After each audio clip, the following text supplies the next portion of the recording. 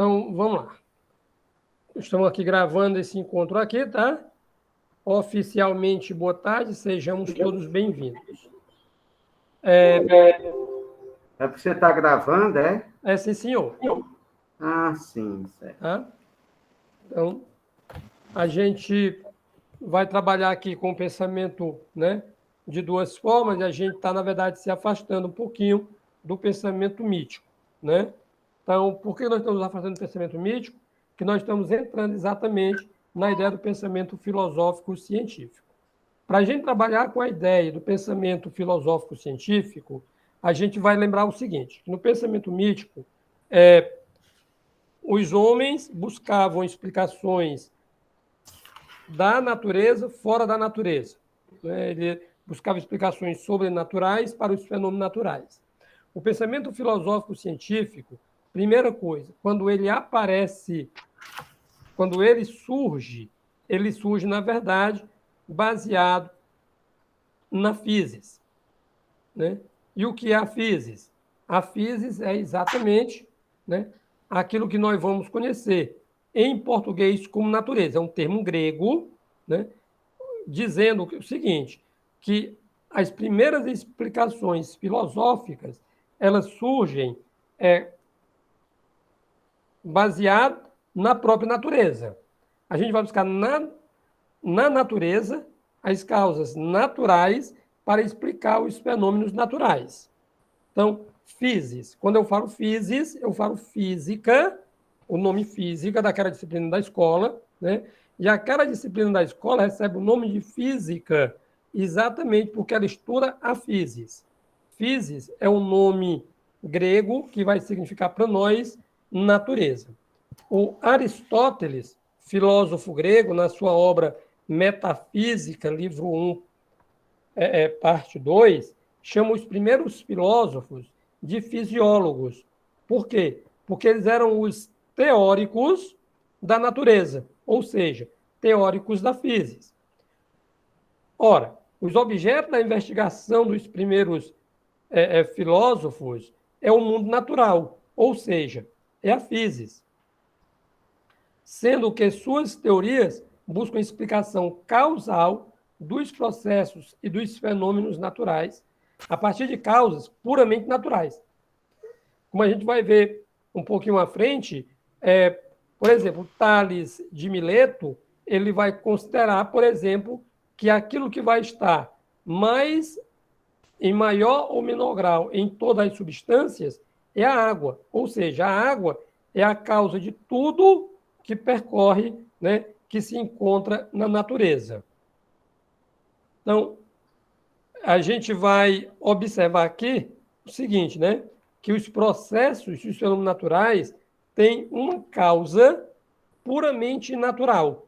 Por exemplo, eu não vou dizer que uma tempestade de areia não é racional, se uma tempestade de areia vai ser, na verdade, o deus Éolo, o deus grego dos ventos, que se zangou e resolveu soprar sobre o deserto e jogar areia para todo o mundo. Isso não é uma explicação racional. Não, uma tempestade de areia é um fenômeno natural, um fenômeno que acontece no mundo devido à velocidade dos ventos, ao desmando do homem em relação à própria natureza. Então, physis é natureza. Segundo esse tipo de visão, ou seja, da visão da physis, né, a chave de compreensão da realidade natural encontra-se na própria realidade e não fora dela, ou seja, eu estou me afastando daquela ideia mitológica. Um segundo tema que nós vamos ter, assim, o cuidado de trabalhar com ele é exatamente o conceito de causalidade. O que eu falar aqui e não ficar compreendido, por obséquio, me interrompa e fale, tá? É assim, o que é a causalidade?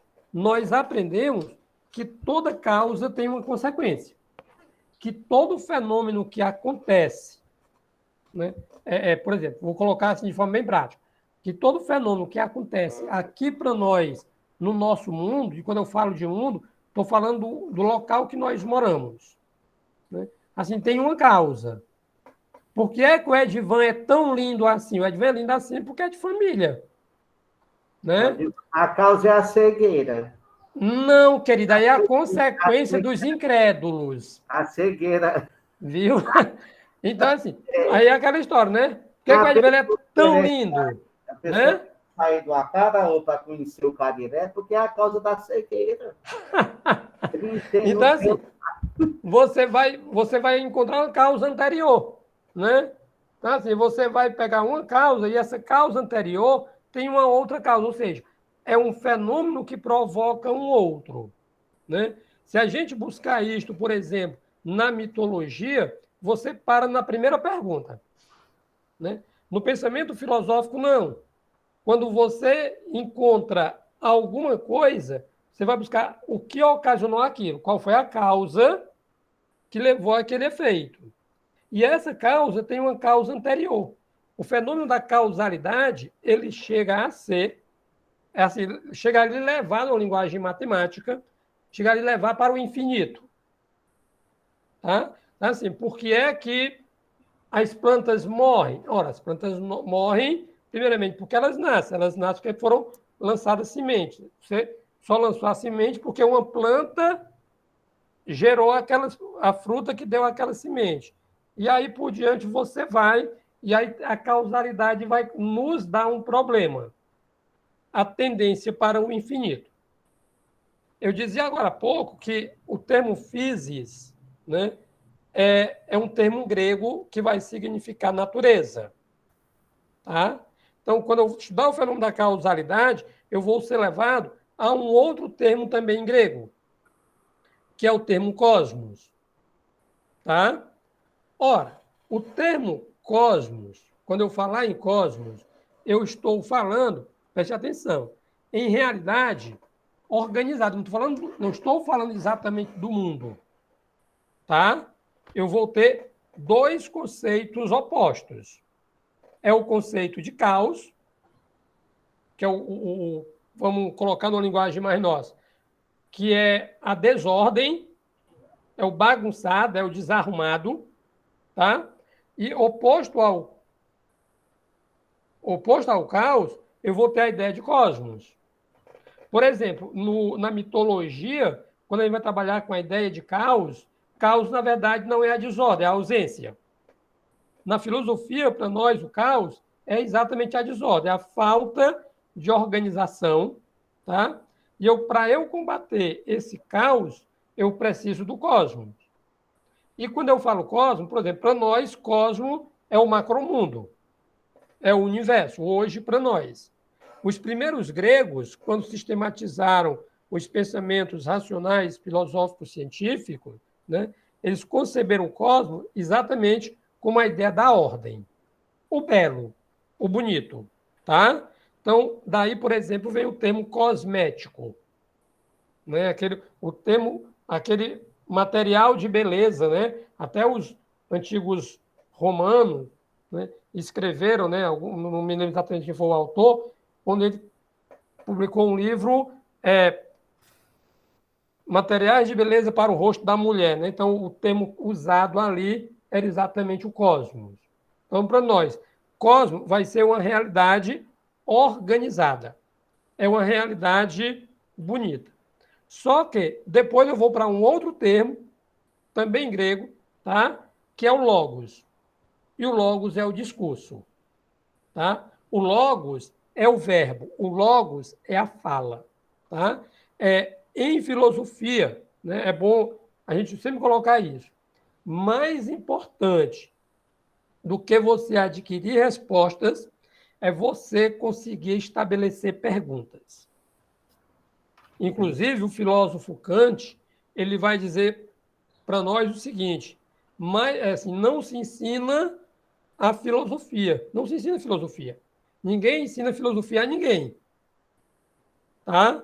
Mas trocando em miúdo, a gente ensina a filosofar. Por quê? Exatamente por causa dessa fundamentação que a gente tem. Em filosofia, o importante é a gente conseguir ser racional, e a gente estabelecer perguntas. Né? E de preferência aquela história que a lógica vai trazer para nós. nós não caímos em contradição, tá? Quando a gente pega o pensamento mítico, né, a gente, por exemplo, eu costumo dizer o seguinte, o cabo vai explicar a origem da omoplata, né, do osso, né, que fica aqui nas costas da gente. Aí, lógico que a ciência vai dizer que o homem já nasce com esse osso formado, é um osso extenso, branco, parecido de mármore, né? Como é que a mitologia explicaria para nós a existência da omoplata, né? Zeus, né, tinha um filho chamado Tântalos, né? E o miserável do Tântalos, né, ele foi um cara que, assim, ele não era muito bem quisto por Zeus. Era um filho de Zeus, mas era um filho rejeitado, né? E, assim, se tinha uma coisa que os gregos repudiavam, era a ideia do canibalismo, né? Então, Tântalos, por sua vez, tinha um filho, Zeus, Atena e um outro deus que eu não me lembro, né? Uma outra deusa, acho que foi Hera, né? Se convidaram para ir para a casa dele para poder comer, né? Beleza. Aí eles foram, né? Quando o Tântalos, ele também desprezava o filho dele, convidou esse filho para o jantar, né? Só que o menino não sabia que ele era o jantar a ser servido, né? Então, matou o menino, colocou lá na panela, transformou numa sopa, no cozido de panela, negócio lá, né? E na hora que foram comer, acharam a carne muito gostosa e a deusa, acho que foi Atena, se não me engano, né? Comeu exatamente um pedaço do osso, né? Engoliu o osso lá e tal, de modo que Zeus acabou descobrindo, procurou o neto, não encontrou, né? E ele descobriu que o neto estava sendo servido no jantar. Zeus deu um jeito, junto com Hades, de trazer o menino de volta à vida, né? Só que quando montaram o quebra-cabeça, faltou exatamente isso aqui, essa parte, né? Zeus faz um pedaço de mármore, bem lisinho, bem bonitinho, tal e qual, e bota lá no menino. Aí pergunta-se, essa explicação, ela hoje serve para nós? De forma alguma, tá? É aquela história, você está negando a ciência, hein? Algo bem parecido com o que a gente vê hoje no nosso mundo, né? O pessoal negando a ciência, tá? Só que a gente não pode ser infantil a esse ponto de considerar que essa realidade é uma realidade que nos sirva de consolo. Muito pelo contrário. Nós vamos buscar na natureza as causas naturais. Para isso, eu tenho que buscar a arqué, a origem das coisas. Tá? Gente, quando eu uso o termo arqué, eu volto lá para o logos. Tá? Quando eu uso o termo arqué, arqué significa origem. Então, nós vamos lembrar, por exemplo, existem os arqueólogos, o cara que estuda as coisas antigas. Tá? Arqué é o princípio primeiro, que está por trás de todas as coisas. Então, nós vamos pegar aí o cosmo, que é o nosso universo, mas é um universo que tem que estar arrumado, né? E esse universo, ele vai estar organizado de acordo com logos, com o discurso que eu estou proferindo, tá? Então, logos é o discurso, logos é a fala. Quando eu digo, por exemplo, os primeiros filósofos, eles eram fisiólogos, eles teciam discursos sobre a physis, tá? Quando eu digo biólogo, é o cara que estuda a vida, a biologia é o estudo da vida, é o discurso sobre alguma coisa. E aí eu voltei em seguida à ideia do caráter científico. Tá? Antes de eu passar para o caráter científico, só uma consideração sobre a arqué. Tá? Lembra que eu falei lá na história da causalidade, que nos leva para a ideia do infinito? Tá? Se eu vou para a ideia do infinito, é evidentemente que eu nunca vou parar de encontrar uma causa anterior. Tá? Para isso, nós vamos ter a ideia da arqué. Para evitar a regressão para o infinito da explicação causal, o que tornaria aí uma explicação insatisfatória. Os filósofos vão postular a existência de um elemento primordial que serviria de ponto de vista para todo o processo. O primeiro a formular essa noção é exatamente o filósofo Tales de Mileto, que afirma que a água, tá? Água em grego é idor, tá? Deixa eu escrever aqui, tá? A água em grego é a expressão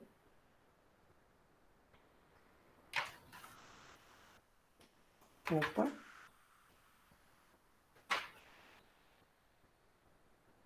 Estou com um probleminha técnico, deixa eu só.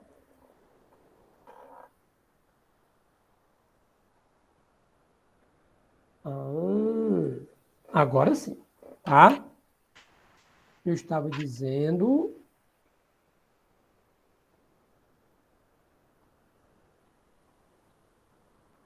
A palavra água em grego é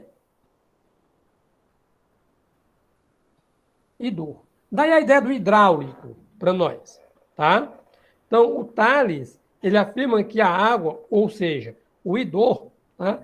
Era o elemento primordial que estava presente em todas as coisas, em maior ou menor grau, mas que está presente em todas as coisas, tá? Nós não sabemos exatamente por que o Tales teria escolhido a água. Talvez por ser o único influenciado pelos antigos mitos do Egito e da Mesopotâmia, tá? Que eram civilizações áridas em que se desenvolveram os deltas de rios e por isso mesmo, a água aparece como fonte de vida.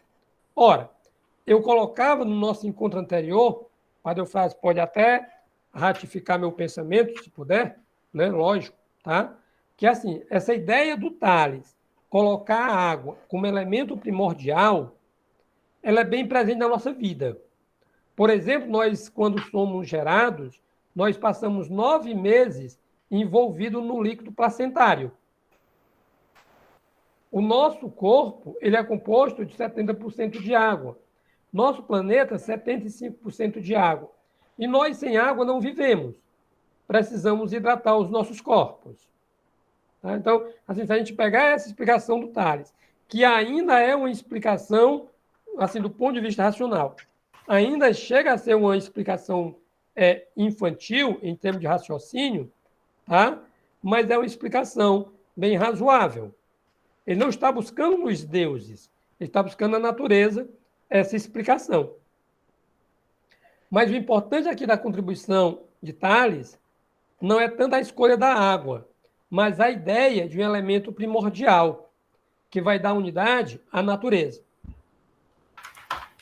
É claro que a água, tomada como princípio, é muito diferente da água, preste atenção, a água tomada como princípio que o Tales coloca é muito diferente da água comum que a gente bebe, ou que nós encontramos nos rios, nos mares. Trata-se de um princípio tomado aqui como simbolizando o elemento líquido ou o fluido real como o mais básico, o mais primordial. Ou ainda, a água como elemento primordial em todas as coisas, em maior grau ou menor grau. Tá? Então, a gente vai entender sempre isso.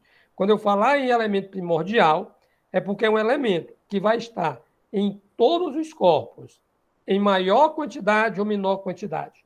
Ou, como diz o nosso autor, Danilo Marcondes, tá? Em maior grau ou menor grau. O que a gente vai observar aqui sobre a arqué? Que diferentes pensadores buscaram, eventualmente, diferentes princípios explicativos. Assim, por exemplo, os sucessores de Tales, o primeiro filósofo, né? Eu até colocava isso no encontro anterior, tá? Tales, e também citei hoje, tá? Segundo Aristóteles, é o primeiro filósofo de quem nós temos notícia. Então, diferente... Tales de Mileto, é? Tales de Mileto. Esse menino aqui era bem bobinho, ele quase não sabia das coisas, sabe? Ele conseguiu, né, assim, prever eclipse a olho nu, ele tem contribuições na matemática, ele tem contribuições na filosofia, né? além de ser colocado para nós, né, como, né, lá no livro de Aristóteles, o primeiro filósofo de quem nós temos conhecimento. Tá? Ok. Então, outros pensadores buscaram também princípio explicativo. Assim, por exemplo, né, adotaram, né, assim, Não, só um minutinho, Edvan. Uma coisa também que vai enriquecer, Luiz, né? Você, né, que está começando, né? Assim, a gente está recapitulando, revisando, né? Mas, olha, por exemplo, se você colocar que vai, digamos assim, enriquecer muito, né? Tudo isso que o Edvan está falando, né?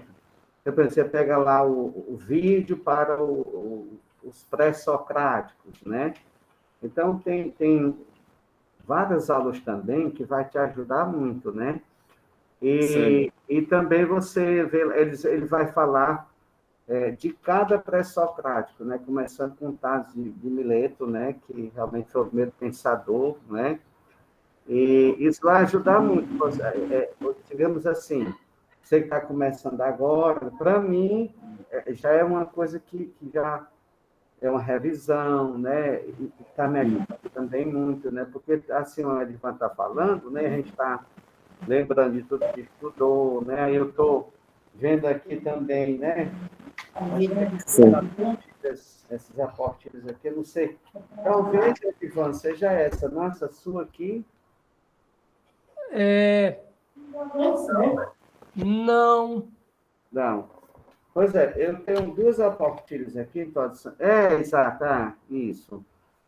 O menino que diz que a letra está pequena, ele está corrigindo lá, né? Aumentando a fonte.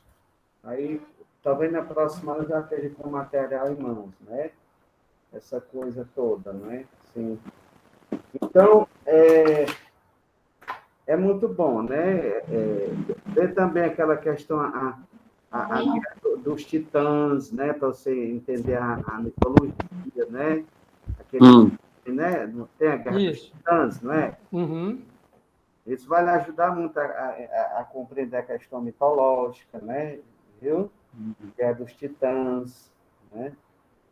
Não é isso, Edvan? Sim. A gente pode até falar um pouquinho na história dos deuses, né? Para conhecer um pouco a realidade dos deuses, e depois cair aqui dentro. Né? Então, assim, a gente tem aqui, né, como o Idor do Tales, né, como a primeira tentativa de resposta, né? Primeira tentativa e, na verdade, assim, a primeira forma de resposta, né?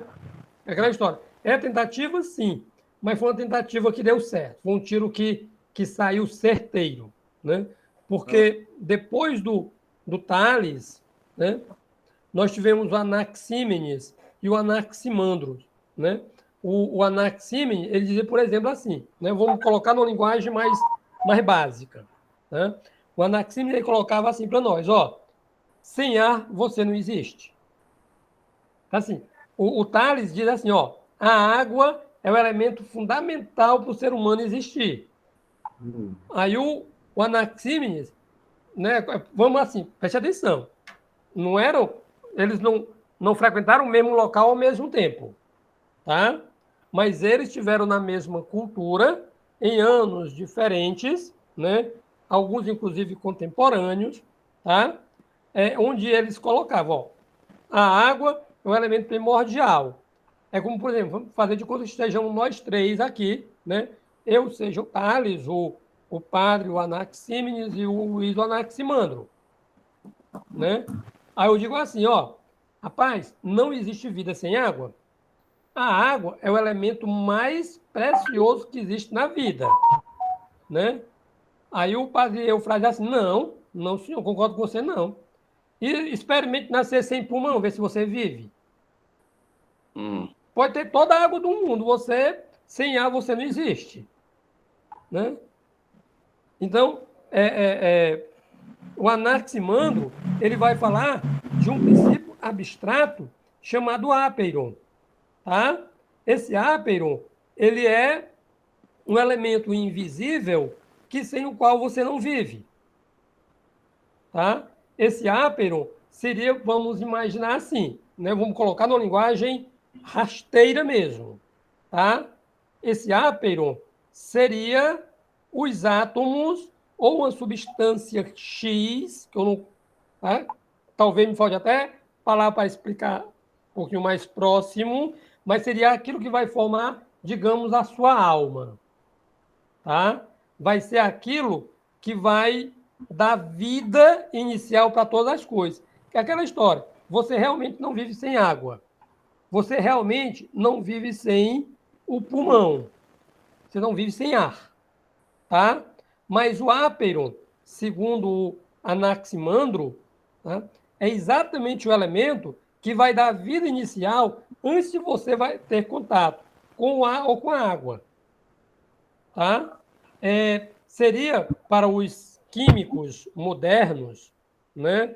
Assim, a junção de todas as células, todas as moléculas, de todos os átomos, embora nós tenhamos aqui o Demócrito de Abdera, né? Que vai dizer, colocar para nós o átomo como, exatamente como uma substância indivisível e que está presente em tudo. Ora, é a junção de átomo, por exemplo, lá do Demócrito, que vai fazer com que isso aqui seja uma caneta. A junção de átomos, aí eu gosto de fazer essa rememoração, né? Dizendo assim, que todos esses caras aqui têm razão no que eles estão colocando. Tá? Porque assim, eu tenho um conjunto de átomos. Para mim, um conjunto de átomos é uma molécula. Eu tenho um conjunto de moléculas. Para mim, um conjunto de moléculas é um tecido. Eu tenho um conjunto de tecido que é um órgão. Aí, ocasionalmente, consequentemente, eu vou ter um coração, vou ter o pulmão, vou ter a visão, vou ter um cérebro, vou ter tudo. Tá? Então, a pergunta é, qual deles, né? Isso aqui é a contribuição deles. Tá? Qual deles estava certo? Qual deles estava errado? Tá? Então, e quando eu falo de ápero, né, como é um elemento abstrato, gente, eu não vou definir o ápero. Tá? Então, vamos colocar isso, viu, Luiz? Nós não definimos o que é um ápero, porque é uma substância abstrata. Por isso que eu puxei assim, ó, se fosse uma pessoa, eu diria que era a alma da pessoa. Só que tem um detalhe, tá? A alma, em grego, ela é psique. Tanto é que tem até o mito de Eros e Psique. Tá? Então, não é a alma, não. É o que eu estou dizendo. Como é um elemento intuitivo, tá? Ele é um elemento intuitivo. Assim, você vai para as aulas de geometria e você diz assim, ó, ponto reto e plano. Ponto reto e plano são entes intuitivos. São elementos intuitivos. O que é isso?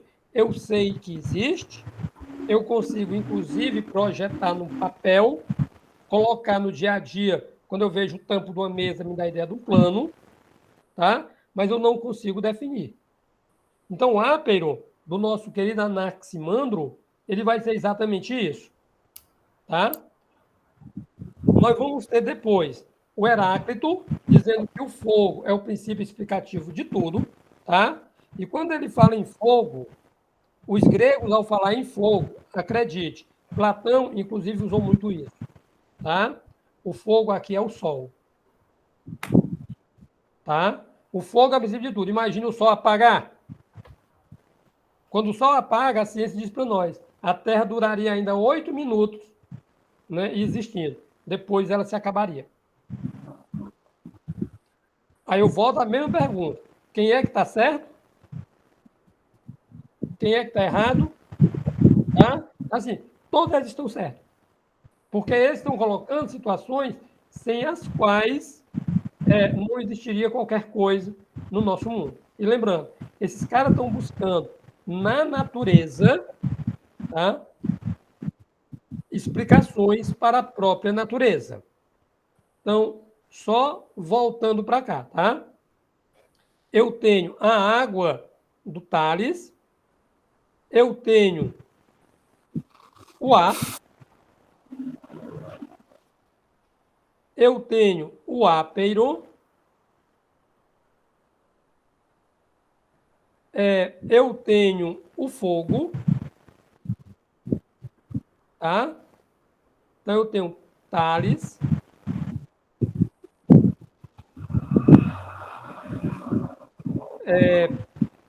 eu tenho Anaxímenes com A,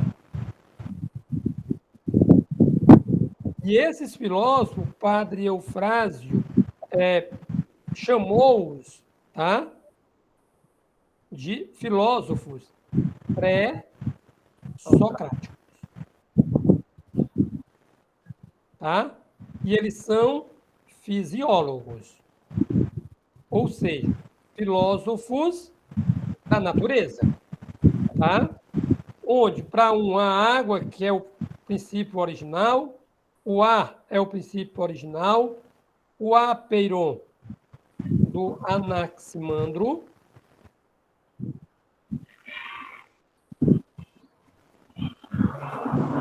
isso aqui é um X, tá?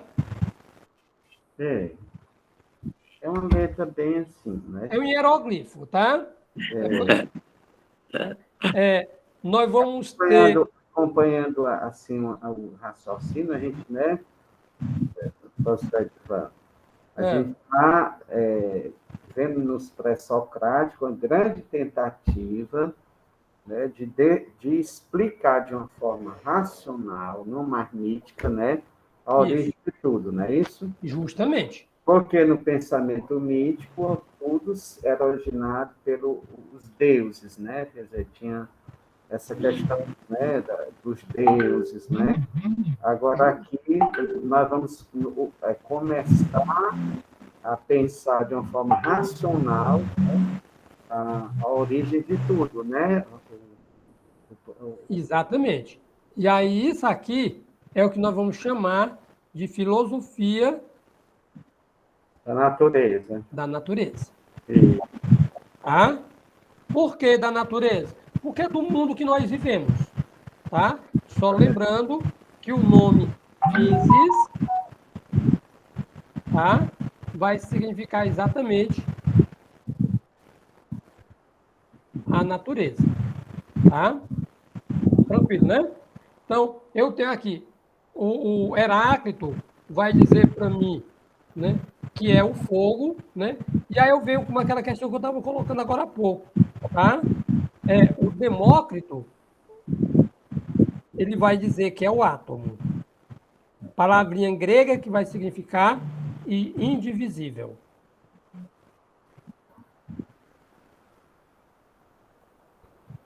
Então, nós vamos observar aqui, ó, que arqué, o elemento primordial, ela vai nos levar para algumas explicações com alguns homens.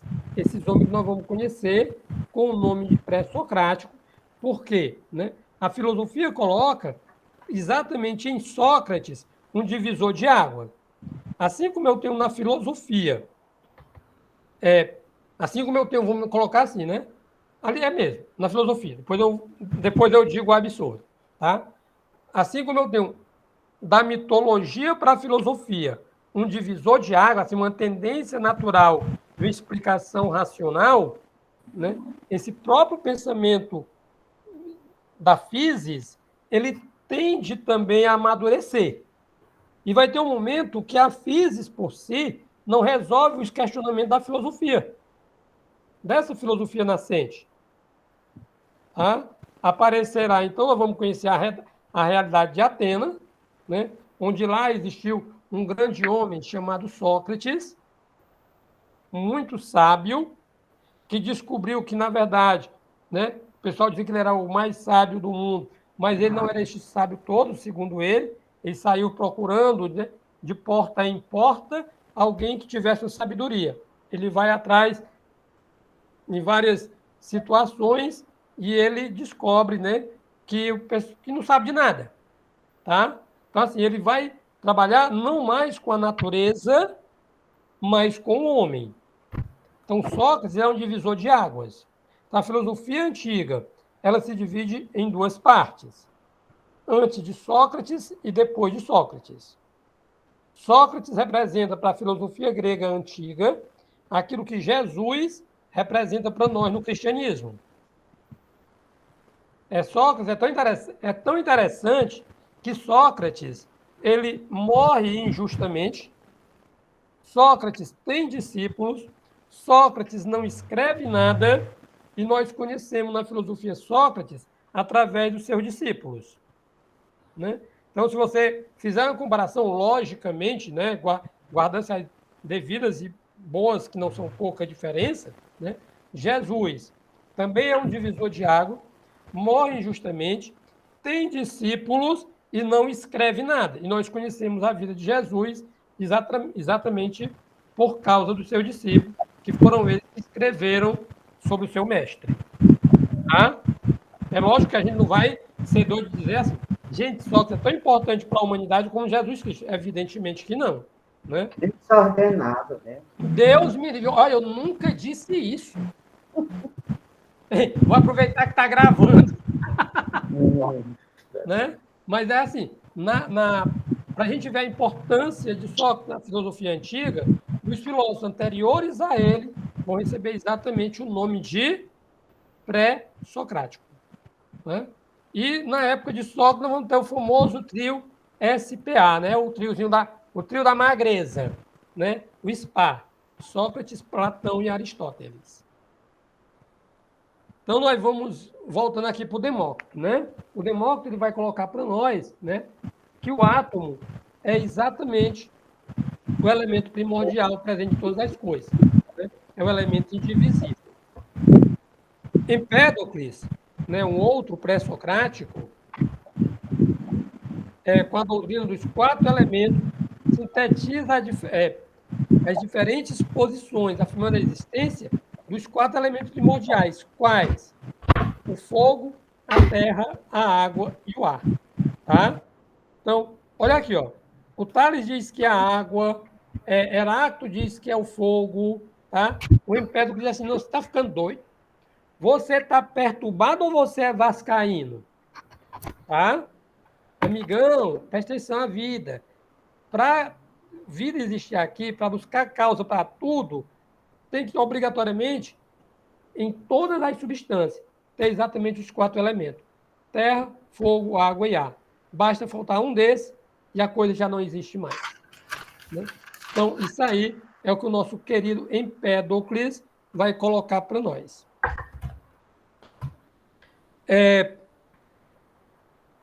Essa tese do Empédocles ela é retomada por Platão numa obra chamada Timeu. Ela foi difundida por todo o mundo, né? Todo o mundo que eu estou colocando é o mundo ocidental da época, que não esqueçamos que nós estamos falando de Grécia Antiga, com arquipélago, né? Conjunto de ilhas, né? E localizado na Europa. Tá? E isso, que foi colocado por Platão numa obra sua chamada Timeu, tá? Chega ao nosso período moderno, né? Presente, presta atenção, quando eu falo em moderna, a idade moderna, né? Presente na alquimia, tá? No Renascimento, até o surgimento da moderna química. Lembrando que a alquimia, né, aquela junção lá, que o pessoal chamava de bruxaria e tudo, vai dar origem para nós à química. A química laboratorial, a química experimental. Tá? Nós vamos considerar, inclusive, que, de certa forma, a química de hoje, ela supõe certos elementos básicos, como, por exemplo, o hidrogênio. Né? O hidrogênio, segundo a química, vai estar presente em todo o universo. A importância da arqué, lembrando que nós estamos trabalhando com essa ideia, né? Com a ideia da arqué, tá? Ela está na tentativa de parte dos filósofos de apresentar a explicação da realidade em um sentido mais profundo, estabelecendo um princípio básico que permite toda a realidade, que, de certa forma, vai explicar exatamente essa realidade e que, ao mesmo tempo, seja elemento natural. Tal princípio, ou seja, a arqué, daria precisamente o caráter geral a esse tipo de explicação, permitindo considerá-la como uma inauguração da ciência. Aí vamos ter cuidado, tá? Ciência enquanto conhecimento, porque o nosso conceito de ciência moderna, nosso conceito moderno de ciência, ela, na verdade, vai ser inaugurada quando a filosofia da natureza, né, o surgimento da física, né, da física, dando caráter aos questionamentos, dando aquele caráter de exatidão matemática, né?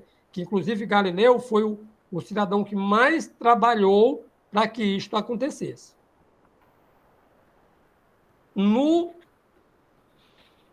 O cosmos, né? A gente vai falar de cosmo, né? O cosmo, para os gregos, né, está diretamente ligado à ideia de ordem, harmonia e beleza. O cosmo é o mundo natural, bem como o espaço celeste, enquanto realidade ordenada, de acordo com certos princípios racionais. Então, o que é que nós temos aqui? Quando eu falei em cosmo, lembra que eu até citei o nome cosmético, a ordem. Por que o nosso cosmos, a estrutura galáctica, né, é chamada de cosmo? Porque ela está toda em ordem, toda organizada, toda bonitinha, tá? Então, vai dar essa ideia de ordem. O cosmos é um mundo natural, bem como os corpos celestes, enquanto a realidade é ordenada de acordo com certos princípios racionais.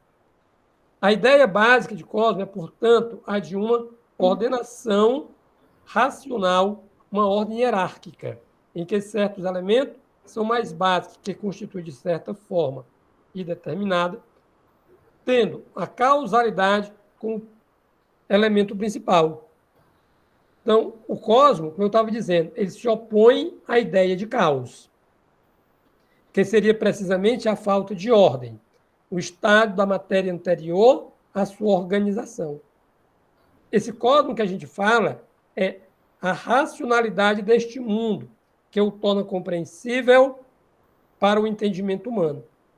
É porque há, na concepção grega, um pressuposto, uma correspondência entre a razão humana e a racionalidade do real, ou seja, o próprio cosmos. Tá? O que é o cosmos? A racionalidade do real. Isto pode ser compreendido para se fazer a ciência, isto é, pode-se tentar explicá-lo teoricamente. Daí o termo cosmologia, para explicar os processos e fenômenos naturais e como teoria geral sobre a natureza e o funcionamento do universo.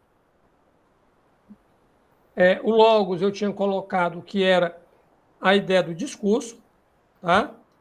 E essa concepção, esta acepção, nós vamos, por exemplo, encontrar em Heráclito de Éfeso, tá? O Heráclito que dizia que o fogo era o princípio original.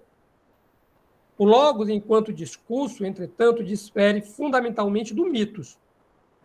Preste atenção. O logos, assim como o caos se opõe ao cosmos, o mitos se opõe ao logos. O logos é o discurso racional, tá? Quando eu digo, por exemplo, fisiologia, né, vou estar trabalhando com o estudo do tecido. O estudo é acadêmico, estudo racional, tá? Baseado na ciência, fundamentado na ciência do tecido humano.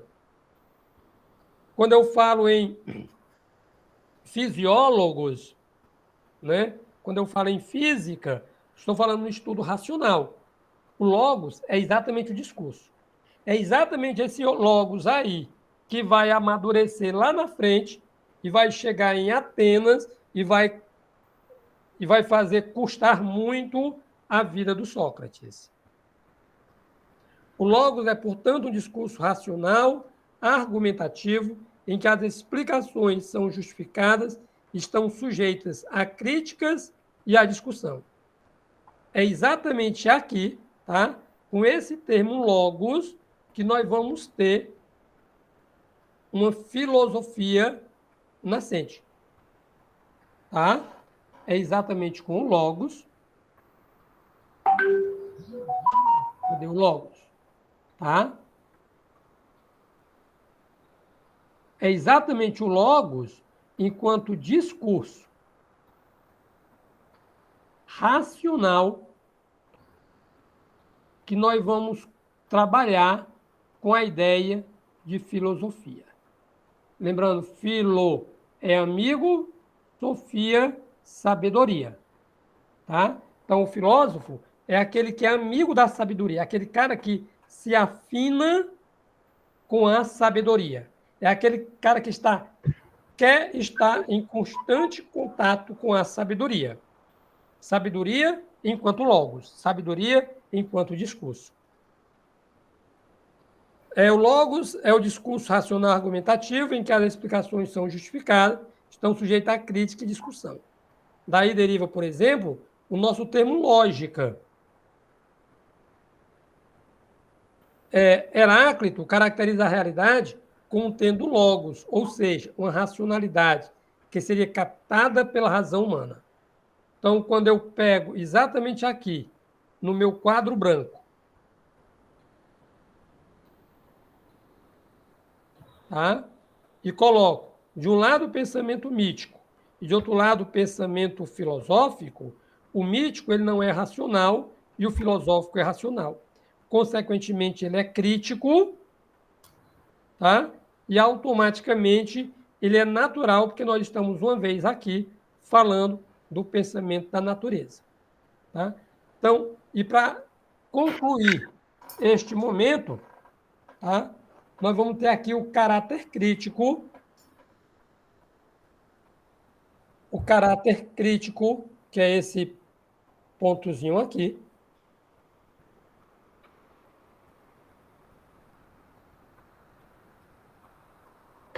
Deixa eu me destacar, por favor.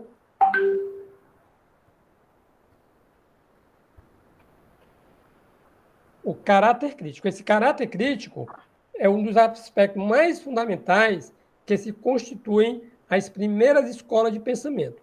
Tá? E quando a gente fala aqui em escola, não é exatamente uma escola prédio, tá? Mas um conjunto de pessoas que passaram a questionar determinadas situações da vida. Sobretudo, aí nós vamos encontrar a escola jônica, né?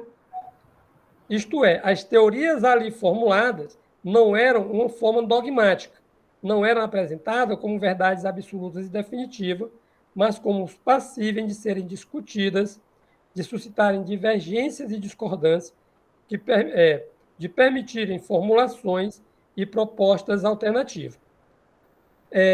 Exatamente aqui é que a gente vai fazer propriamente aquilo que nós vamos conhecer com o nome de filosofia. Tá? Esse caráter crítico,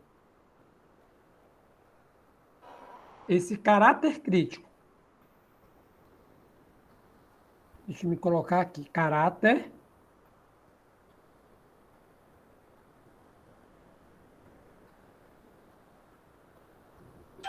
esse caráter crítico, onde o indivíduo tem a capacidade de falar, ouvir, respeitar, continuar argumentando ou voltar-se à ideia do pensamento do outro ser mais racional do que o seu, ser mais argumentativo, ser mais profundo, ser mais certo. Tá? Então, assim, o que é que nós vamos ter aqui? Exatamente a filosofia nascente. Quando for no nosso próximo encontro, nós vamos trabalhar especificamente os chamados filósofos pré-socráticos. Tá? E para eu fechar esse raciocínio de hoje, filósofo pré-socrático. Tá? Existem, tá? Duas palavrinhas,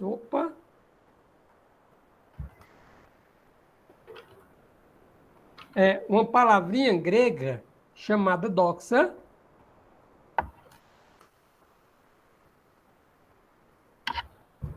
que significa opinião.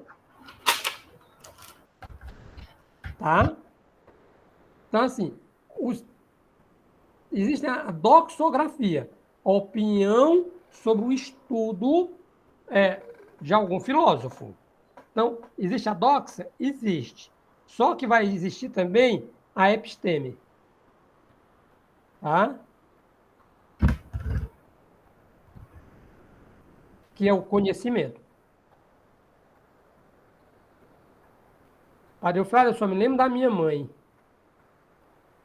A mãe dizia assim, meu filho estuda tanto, não aprendeu a escrever. É. Tá? Ah, Então, gente, esse nome aqui, vocês sabem, né? Episteme, tá? Episteme. Episteme significa né? conhecimento. Epistemologia.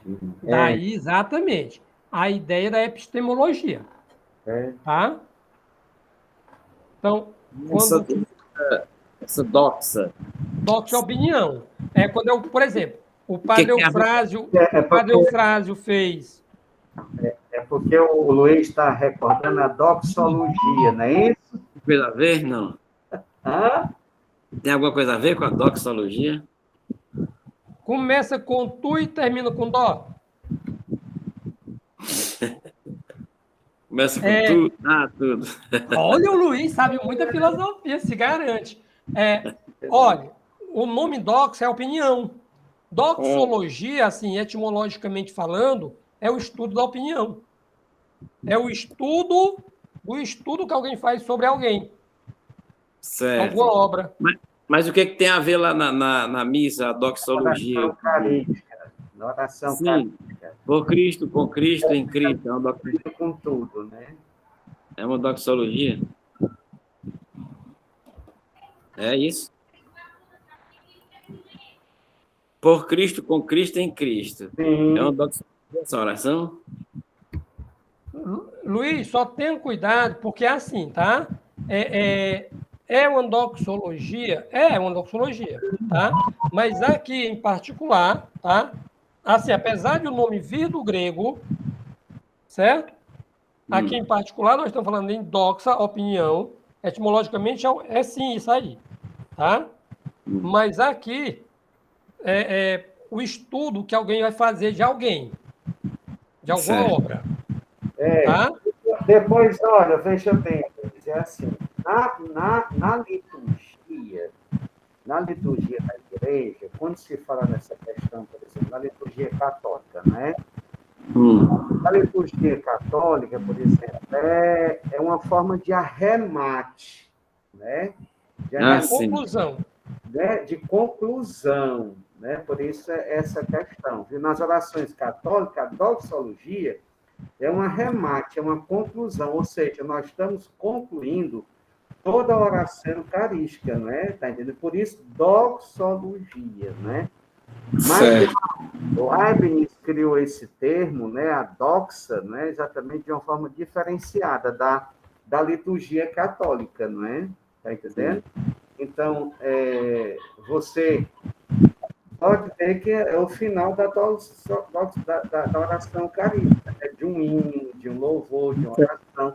Então, é assim, rematou tudo, é o remate de tudo. São as completas da oração. Completas, sem ser daquela da escola que parece um tratado de manhã, tarde, de noite, não termina nunca, né? Não entendeu, né?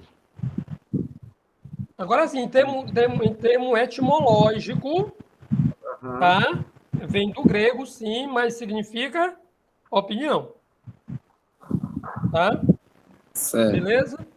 Ok. Alguma dúvida? Não. Pergunta se o que foi dito aqui ficou compreensível. Sim, ficou. Beleza. Tá, Ficou, assim, beleza. a gente... Diga, Luiz. Não, ficou, com certeza. É só isso que queria dizer. Porque eu estava aqui me escrevendo, Padre Eufrásio, e me lembrando do padre Manfredo Oliveira, né? Ele dando aula para nós, aí ele escrevia, a letra dele consegue ser pior do que a minha, muito vez, né? Aí ele assim, olha, agora vocês aqui estão entendendo porque eu estou dizendo. Daqui a 5 minutos, só eu sei o que está escrito. Daqui a 10, nem eu. É, mas é compreensível, né? Pois então, pronto. Mas assim, sem querer ser o professor, é claro, né? Só, também não sou professor de português, gosto muito, mas assim, Luiz, realmente, para a compreensão maior dessa aula, né? É só você, por exemplo, pegar a Guerra de Titãs, né? Para você ver a questão da mitologia, né? É um filme, hein? Guerra de Titãs. É um filme, né? É uma escrita, uma obra. É uma obra. Mas eu já vi alguma, Também, tem um filme. eu já vi alguma coisa relacionada a isso. Não, mas é uma obra, mas também tem um filme, né? Tem sim. Tem um filme, viu? Certo, Titãs, você pode ver lá, colocar lá no Google, né? Aquela questão, certo. aí viu? Então, aí, para entender melhor a questão do surgimento dos pré-socráticos, né? Os filósofos da natureza, Sei. uma tentativa de explicar racionalmente a arqué, né? A origem de todas as coisas, o princípio, né? De todas as coisas, e que tem um determinado fundamento, evidentemente, né? Sei. E aí, pronto, né?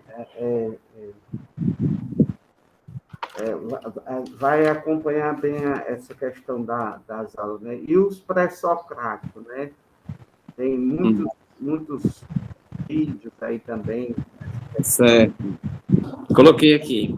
É porque é uma palavra que vai ajudar muito, porque assim, quando o Advan estiver falando, né? Nem você e nem eu, a gente vai ficar assim, né? Mas pelo menos se situando, né? Que é importante, né? É porque, para mim, é tudo palavras totalmente novas, né? Inclusive esses autores, inclusive esses personagens aqui, né? Que é o Aristóteles, quem é o outro aqui, o Platão, né? O Sócrates. É uma coisa que eu vi muito pouco sobre, né? E assim, os recursos que tem na internet, você pode explorar muito, né? Por isso que eu pedi até o Ivan que gravasse aí. Aham. Beleza. Essa aqui, o logos, né? A ideia do discurso racional. O logos está ligado ao verbo, né? A Ao palavra. verbo. Exatamente. A palavra. Certo, certo. E no É exatamente o termo grego para a palavra. No cristianismo é o logos, a palavra, Cristo, né? Isso. Sim. O verbo se fez carne, né? O logos se fez carne, né? A palavra se fez carne, né? Certo. Muito bem. Então, Mas já na filosofia, como foi dito, né? O logos é o discurso racional, né? Sim. Discurso racional. Sim. nesse nosso encontro de hoje, assim, se guardarmos consideravelmente esses termos aqui que estão escritos em vermelho, physis, causalidade, arqué, cosmo, logos, tá? A gente dá um grande passo. Tá? Um grande passo. Porque a partir da próxima aula, a gente vai dar uma olhadinha. Próxima aula não, próxima conversa, próximo encontro. Né? A gente vai dar uma olhadinha exatamente, começar os pré-socráticos. Ok. Tá? Então, assim, por hoje é só. Muito obrigado. Espero ter alcançado vocês de alguma forma. Foi muita informação boa, viu, Edmar? Foi, Luiz? Que bom. Foi muita informação boa. Que maravilha.